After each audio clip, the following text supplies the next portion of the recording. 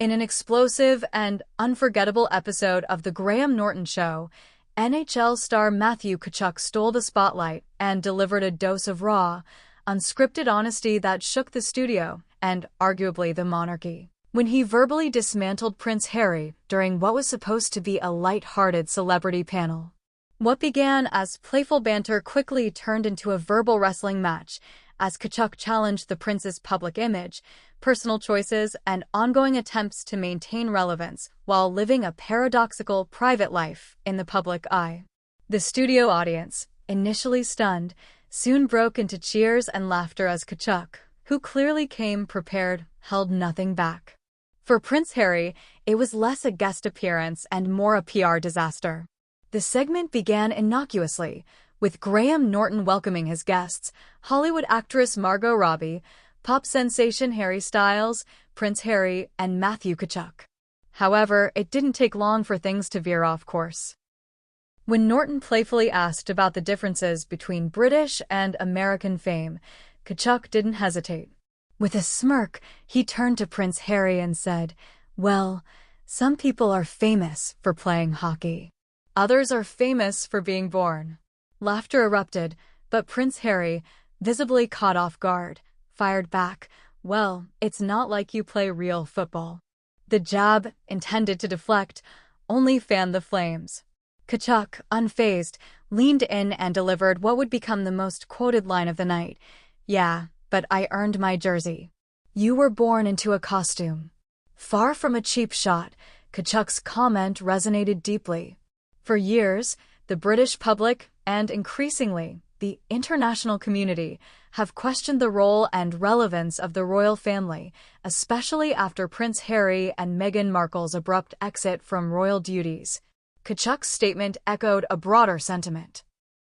That Harry's fame is inherited, not earned, and that his repeated appearances on television, podcasts, and in tell-all books contradict his claims of seeking privacy.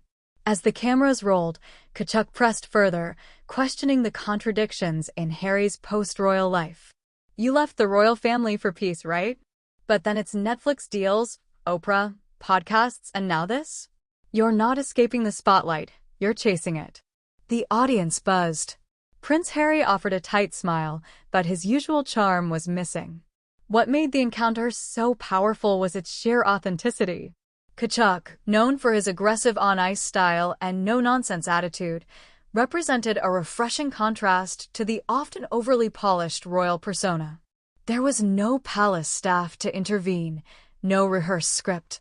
Just two men on equal footing, except one of them had built his career goal by goal, and the other had it handed to him by birthright. Tkachuk's critique went beyond personal digs. He touched on public hypocrisy, calling out how Harry often leveraged his royal ties when convenient while simultaneous bashing the institution that made him famous. "You said the royal life is toxic, but you're still Prince Harry on every book cover. If it's so toxic, why not just be Harry Windsor?" It was a stinging question, and one the prince struggled to answer. Reactions in the studio were mixed at first. British viewers appeared uncomfortable, while many American guests clapped in agreement. By the end of the segment, however, the atmosphere had shifted. The rawness of Tkachuk's words had unearthed a collective curiosity, one that wondered aloud whether Harry's public persona had finally caught up with him. One audience member, speaking anonymously to The Guardian after the taping, said, "It was the first time I saw someone speak to Prince Harry without treating him like royalty." It was jarring but honest. Within hours of the show airing, clips of the confrontation flooded Twitter, Instagram, and TikTok. Hashtags like #Tkachuk vs. Harry and #RoyalRealityCheck trended globally. Celebrities and commentators weighed in, with many applauding Tkachuk's boldness. Piers Morgan tweeted, "Finally, someone says what we've all been thinking. Bravo, Tkachuk."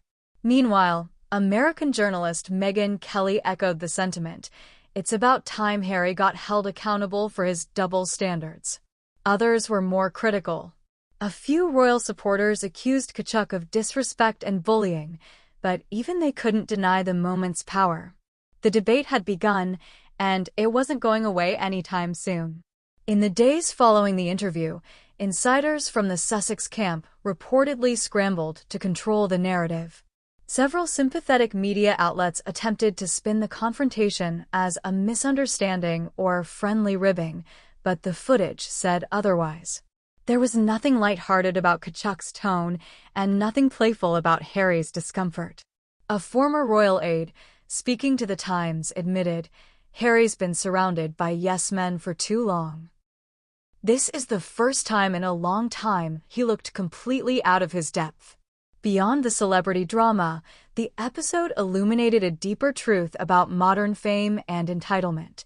Tkachuk, representing the self-made North American ideal, exposed the fragility of inherited power and celebrity. His words struck a nerve because they reflected what many have whispered privately, that the modern monarchy is increasingly irrelevant, especially when its members act like celebrities while demanding reverence. It wasn't just a takedown of Harry, it was a commentary on a generation clinging to titles while pretending to reject them.